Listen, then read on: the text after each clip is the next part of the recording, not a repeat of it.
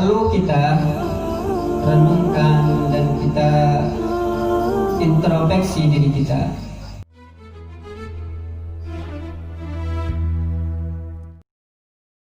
Di Pemirsa Al-Habib Alwi bin Utsman Barakbah Muktos yang tempat menyanyikan sallu ala nabi. Bismillahirrahmanirrahim. Assalamualaikum warahmatullahi taala wabarakatuh.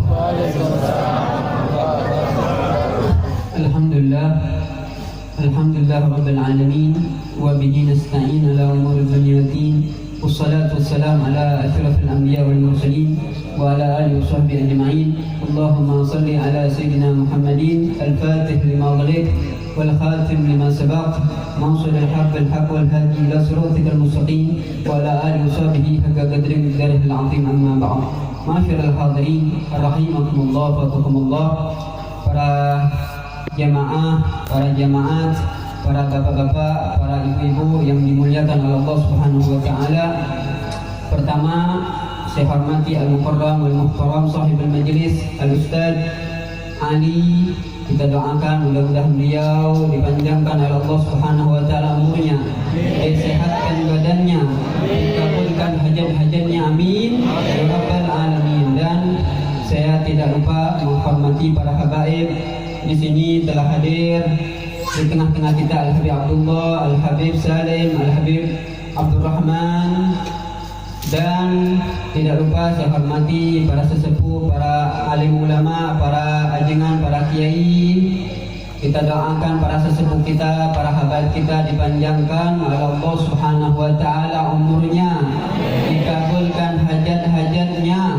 Insyaallah hadirin rahimakumullah, faqakumullah hadakumullah. Bapak-bapak, ibu-ibu, kumaha damang? Sundanya masih sealit-alit. Saya orang Palembang asli, jadi Sundanya sealit-alit, setik-setik. Jadi kalau logatnya salah, mohon dimaklum. Biasa makan pempek. Kalau mau dilenturin lidahnya, banyak-banyak makan tahu boda, insyaallah. Masyaallah hadirin rahimakumullah. Sebelum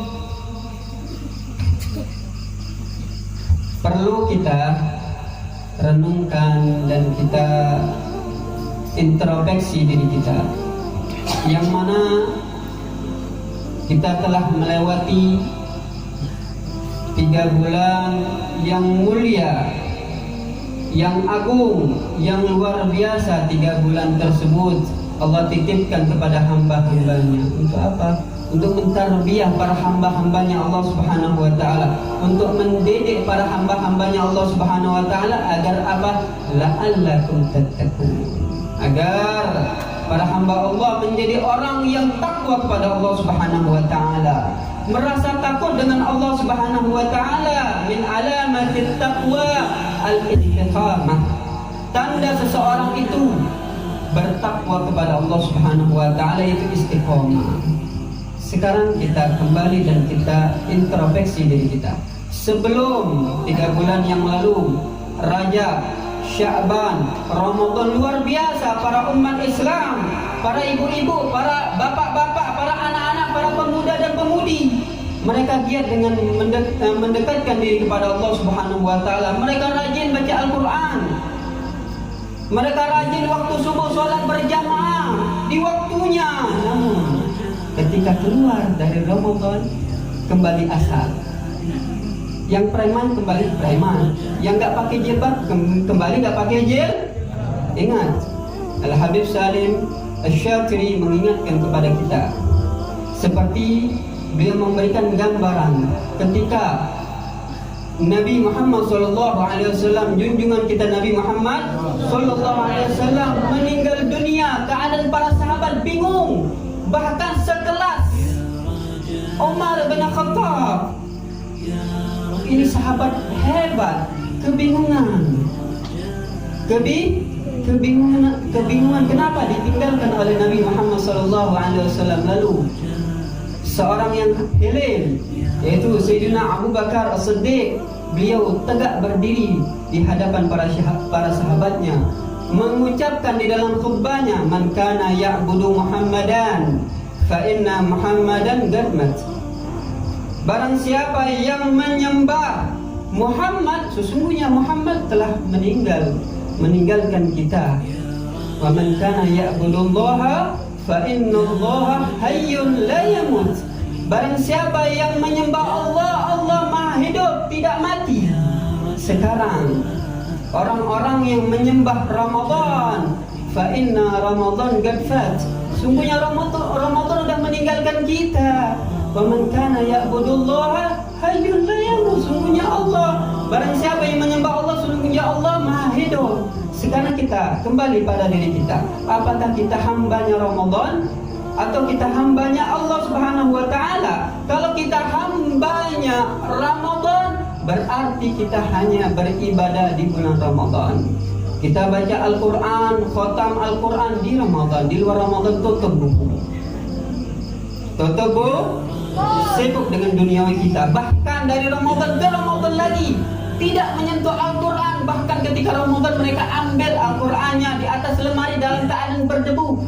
Bayangkan, itu Al-Quran, kitab kita, pedoman kita tinggalkan. Bahkan banyak yang salah kaprah, mengamalkan wiridan ini, wiridan itu. Subhanallah, Al-Quran mereka tinggalkan. Salah.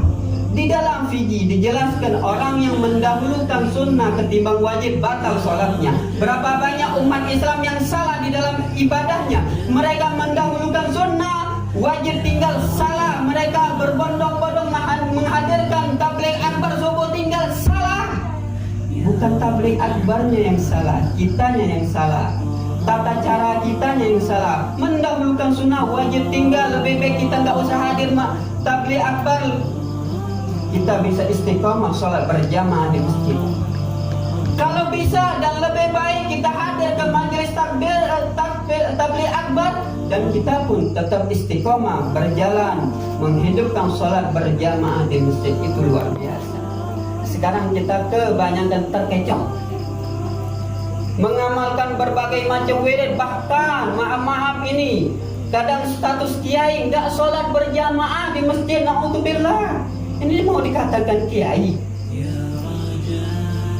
mau dijadikan pemimpin lah. Kita ingin mengikuti imam yang memberikan contoh. Berapa banyak sekarang, banyaklah pemerintah ketimbang pemimpin. Beda pemerintah dengan pemimpin.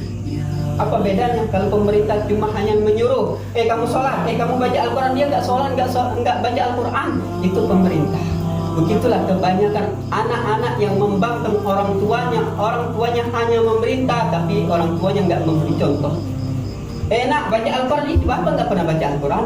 Enak pakai jilbab, isi ibu di depan rumahnya buka jilbab.